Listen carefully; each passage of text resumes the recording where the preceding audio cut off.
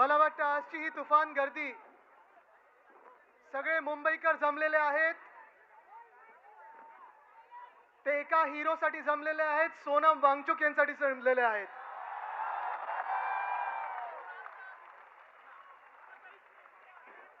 इथे शिवसैनिक आहेत, आपल्या सोबत अनेक सिव्हिल सोसायटीचे लोक आलेले आहेत, विद्यार्थी संघटनेचे लोक आलेले आहेत. मी सगळ्यांचं स्वागत करतो. Thank you for coming here. थोडे असे मला इकडे बघायला मिळेल, थोडे असे.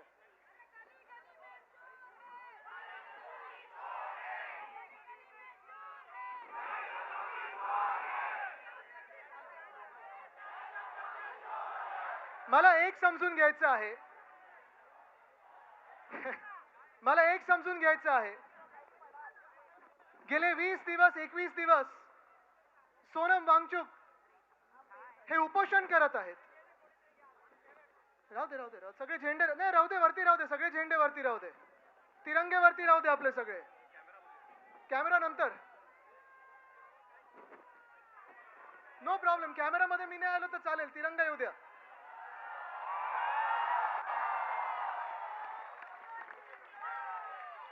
मला एक समजून घ्यायचंय, 20 दिवस 22 दिवस सोनम वांगचुक हे उपोषण करतायत, हंगर स्ट्राईक करतायत.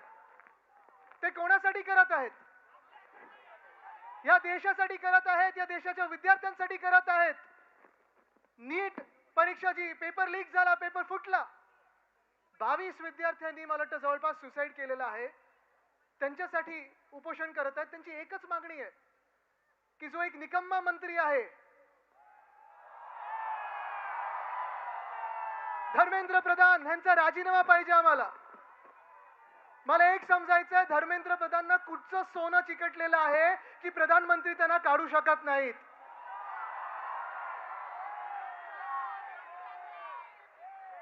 आज देशाचा युवा विचारतोय, आज देशाचा युवा हा रस्त्यावर उतरलेला आहे. युवा आहे, युवती आहे, सगळे रस्त्यावर उतरले आहेत. इथे तुम्ही पाहिलं तर सगळे विद्यार्थी आहेत, अनेक लोक इथे विद्यार्थी आहेत, वेगळ्या वेगळ्या संघटनेतून आलेत, वेगळ्या वेगळ्या पक्षातून आलेत. गरज नाही की सगळ्यांनी कोणी एकाच व्यक्तीला मतदान केलं असेल. कदाचित आपलं एक मत अनेक विषयावर होऊ शकणार नाही, पण आपलं एक मत ह्या विषयावर होऊ शकतं की आपल्या देशाच्या भविष्यासाठी आपल्याला सर्वांना एकत्र यावंच लागेल.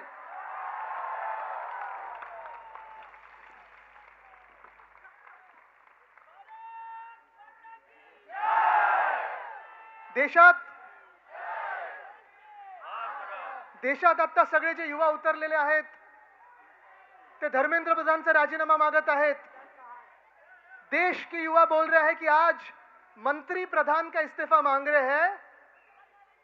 अगर मंत्री प्रधान थोड़ा उल्टा किया जाए तो क्या होता है? ये भी मांगने में हम कम नहीं रहेंगे.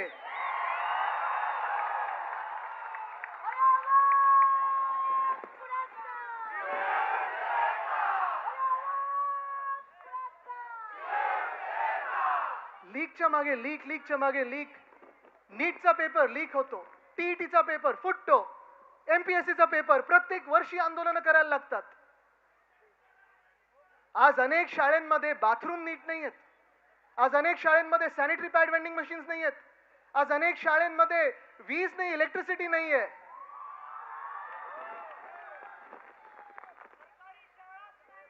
सरकारी शाळा काय, सरकारला शिक्षणाची गरजच वाटत नाही. एक एक मुख्यमंत्री बघा, त्यांच्या मुख्यमंत्र्यांचे एक एक किती कोणी पास केले हे बघा.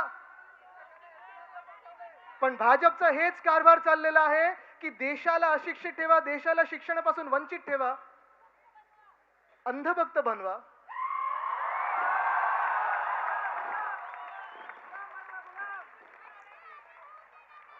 आम्ही अंधभक्त राहू तर ह्या देशाच्या मातीचे राहू, आम्ही अंधभक्त राहू तर आमच्या छत्रपती शिवरायांचे राहू, आम्ही अंधभक्त राहू तर शाहू फुले आंबेडकरांचे राहू, आम्ही अंधभक्त राहू तर महामानव डॉक्टर बाबासाहेब आंबेडकरांचे राहू, ज्यांनी संविधान दिलं.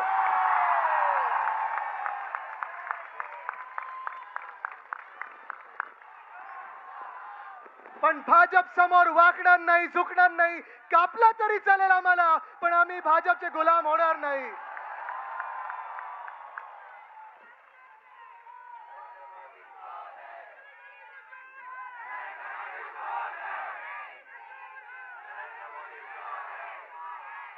2014 पासून 2014 पासून जे जनमत मिळालं, 2014 पासून जे मतं मिळाली त्यांना, आपण पण त्याच्यात होतो ना, त्यांच्या सोबत होतो, भाजपच्या सोबत होतो एका वेळी.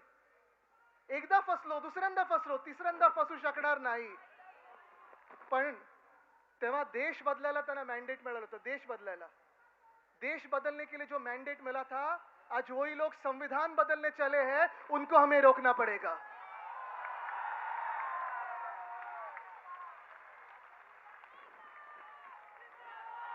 काय काय काय काय विषय चालले देशामध्ये.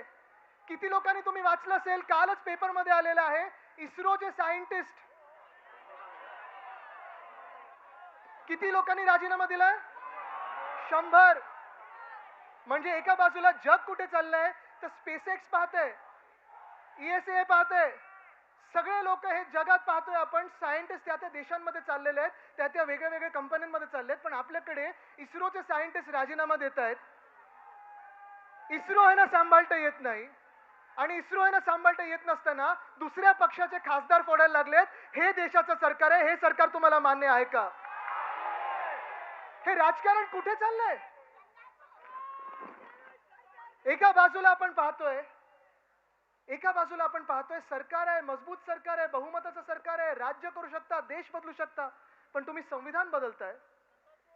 आज देशातली परिस्थिती बदलणार होती 2022 पर्यंत. काय होतं ते 2022 तक हर घर नल जल क्या क्या था, गेलं कुठे?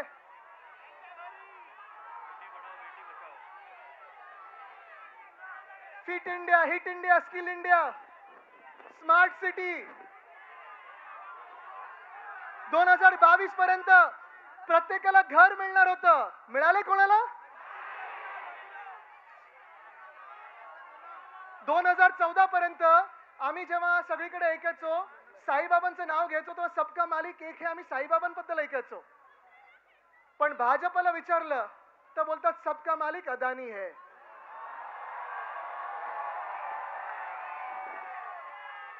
आणि परत तुम्हाला ह्याच सोनम वांगचुकवर आणतो मी. कारण सोनम वांगचुकनं जी अटक झाली होती, जी NIA ने अटक केली होती, ती कशासाठी केली होती?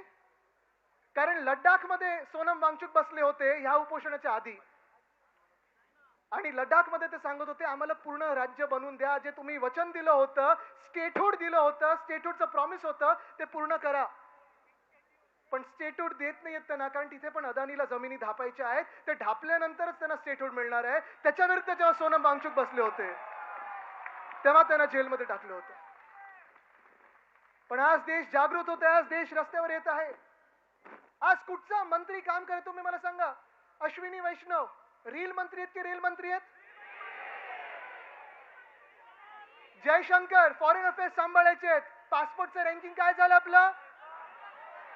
निर्मला सीतारामन फाइनेंस मिनिस्टर है. रुपया ऊपर जा रहा है कि नीचे जा रहा है? इकोनॉमी ऊपर जा रही है कि नीचे जा रही है?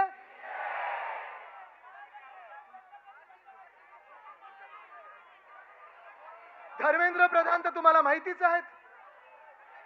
Piyush Goyal commerce minister, free trade agreement US बरोबर झाले की नाही झाले?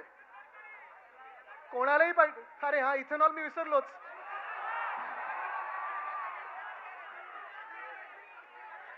आज या देशामध्ये अनेक भारतीयांचे हे स्वप्न असतं, तरुण मुला मुलींचे स्वप्न असतं, घर घेण्याच्या आधी मला गाडी घ्यायची असते, आणि त्या गाडीमध्येच इथेनॉल, E20, E30, E35.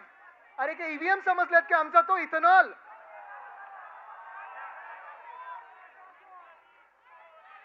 रस्ते बनवता येत नाहीत. मुंबई अहमदाबाद हायवे बघा, मुंबई कोकण हायवे बघा, मुंबई गोवा हायवे बघा, मुंबई नागपूर हायवे बघा, मुंबई नाशिक हायवे बघा. पण सगळं काही बाजूला ठेवून टार्गेट कोण आहे? Missing link. सरकारचं इंटेंट मिसिंग आहे. पण आज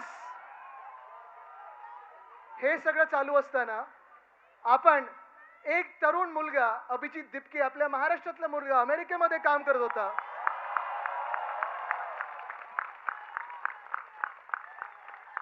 अभिमान आहे आम्हाला त्याचा. जसा सोनम वांगचुकचा आम्हाला अभिमान आहे तसाच अभिजित दिपकेचा आहे. बाकी सर्व जे तिथे उपोषणाला बसलेत ते सगळे जे तरुण तरुणी बसलेले आहेत अभिमान आहे त्यांचा. त्यांना जाणार आहे मी भेटायला, पण मी पहिलं बोललो आपण पहिलं महाराष्ट्रात आंदोलन करून दाखवू, मग दिल्लीला भेटायला जाऊ. पण आज जेव्हा अभिजित मुंबईत महाराष्ट्रात आला तेव्हा नंतर त्याचं रिसेप्शन पाहिलं, दिल्लीत पाहिलं, आंदोलनं पाहिली, जंतर मंतरला जे आज अभिजित बसलेला आहे ते एकाच गोष्टीसाठी बसलेलं आहे की त्या तरुण तरुण मुलींना न्याय मिळाला पाहिजे, न्याय मिळाला पाहिजे. एका बाजूला आले उद्धव साहेब आलेले आहेत.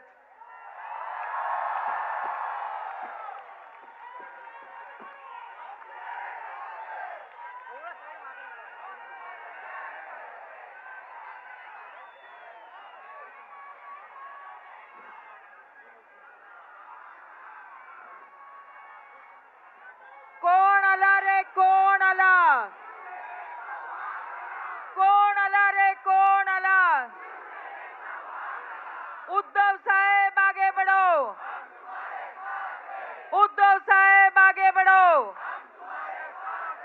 आदित्य साहेब आगे बढ़ो, आदित्य साहेब आगे बढ़ो. भारत माता की,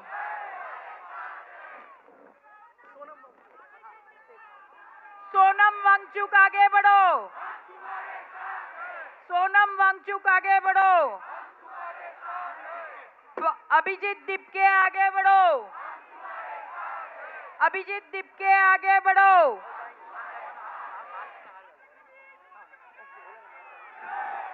सन्मान्य पक्षप्रमुख उद्धवजी ठाकरे हे मासाहेबांना पुष्पहार अर्पण करतायत. मासाहेब, मासाहेब, भारत माता की, भारत माता की, वंदे वंदे. तर आज मी तेच सांगत होतो की भाजप एका बाजूला जगभरात जी चर्चा चालू आहे, जे आज शिक्षणाबद्दल उपोषणाला बसलेले आहेत, अभिजित दिपके असेल, सोनम वांगचुक असेल, एकच गोष्ट मागत आहे, धर्मेंद्र प्रधानांनी राजीनामा द्यावा, शिक्षण मंत्री हा चांगला यावा आणि शिक्षण पद्धती ही सगळ्यांसाठी चांगली असावी, हे आपण मागत आहोत. सोपी गोष्ट आहे. पण आज भाजप जे सातत्याने आपल्याला भाजप प्रत्येक गोष्टीमध्ये आपल्याला अडकवत आहे.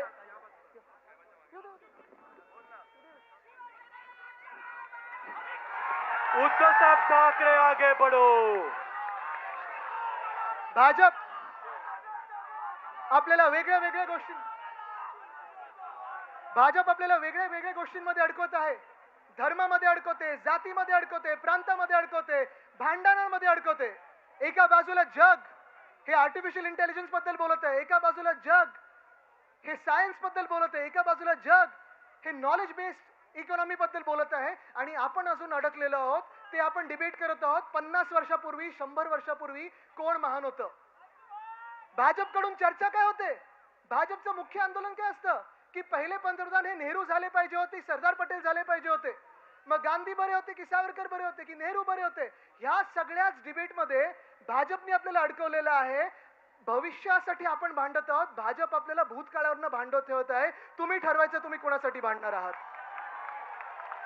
The BJP is keeping us busy over the past. We want to fight over the future. We want to fight for our future. एक महत्त्वाचं स्टॅटिस्टिक तुम्हाला देतो, जास्ती मी वेळ घेणार नाही. तुम्ही न्यूजपेपर्स उघडले, वृत्तपत्र उघडली तर प्रत्येक दिवशी बातमी असते की किती लोकांना रिट्रेंचमेंट होते, किती लोकांना जॉब्स वरनं काढलं जातंय. कधी ओरेकल मधून, कधी दुसऱ्या कुठच्या कंपनीमधून, कधी कॉल सेंटर मधून, कधी कुठच्याही कंपनीमधून 20,000 लोक काढले गेले, 30,000 लोक, कधी 16,000 लोक, कधी 10 लोक हे काढले जाण्याची बातमी येत आहे. पण अजय बांगा जे वर्ल्ड बँकचे प्रेसिडेंट आहेत त्यांनी सांगितलेलं आहे की पुढच्या 10 ते 12 वर्षामध्ये जॉब मार्केटमध्ये आपले जे इमर्जिंग इकॉनॉमीज आहेत, आपण समजू आपल्याला इमर्जिंग इकॉनॉमी आहे. निर्मला सीतारामन जरी आपल्या फायनान्स मिनिस्टर असल्या तरी आपली एक इमर्जिंग इकॉनॉमी समजू. फेल्ड गव्हर्नमेंट, फेल्ड मिनिस्टर तर ओनली वन थिंग आहे. पण एक तुम्हाला सांगतो, पुढच्या 10 वर्षामध्ये 120 कोटी लोक, आपण सगळे तरुण वर्ग हे वर्किंग एज मध्ये येणार आहोत. 120 कोटी, 120 करोड. आणि मग जॉब ऑपॉर्च्युनिटीज जगामध्ये, पूर्ण जगामध्ये, नुसतं भारतामध्ये नाही, सांगतात की फक्त 40 कोटी निर्माण होणार आहेत. 80 कोटी लोक जाणार कुठे? फ्री राशन खाणार किती दिवस? लाडकी बहीण 95 लाख महिलांना बाहेर काढलं ना, साडीची स्कीम बंद केली ना, सगळं काही त्यांच्या मुलांसाठी चाललंय जे बाहेर शिकतायत किंवा इथेनॉल विकतायत. आपल्या तरुण तरुणींनी काय करायचं?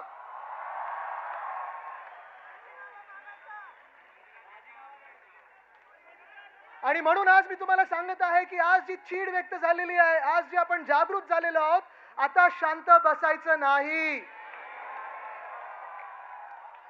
आपण कुठच्याही भाषा बोलत असू, आपण कुठेही राहत असू, आपण कुठेही शिकत असू, कदाचित तुम्ही आणि मी कधी एकमत होईल, कधी एकमत होणार नाही, आपण वेगळ्या वेगळ्या विचारधारेचे असू शकू, पण आपण सगळे या देशासाठी एकत्र आलोच पाहिजे आणि हाच विचार केला पाहिजे की जी देशद्रोही पक्ष आहेत, भाजपसारखे या देशाला संपवणारे पक्ष आहेत, त्यांना बाहेर काढणं गरजेचं आहे. एका बाजूला गरिबाला लुटतायत, एका बाजूला जीएसटी लादतायत, राम मंदिर लुटतायत, उज्जैन लुटतायत, पंढरपूर लुटायला निघालेले आहेत, विद्यार्थ्यांना लुटत आहेत, इथेनॉलच्या माध्यमातून लुटत आहेत, सगळं काही लूट चालू आहे. तुम्ही ही लूट थांबवणार की नाही, आज मी तुम्हाला प्रश्न विचारत आहे. कदाचित भाजपला वाटतं अजून इलेक्शन 3 वर्षावर आहेत. वोट चोर, आम्ही अनेक गोष्टी बोलतोय, वोट चोर, गद्दी चोर, चंदा चोर, गद्दी चोर. पण आज मी तुम्हाला परत एकदा सांगतो, या देशात एकच नारा लागला पाहिजे कि मंत्री प्रधान, अब आपका इस्तीफा, अगला कौन? उल्टा करो, प्रधानमंत्री. धन्यवाद. जय हिंद, जय महाराष्ट्र, वंदे मातरम, जय संविधान. भारत माता की. मी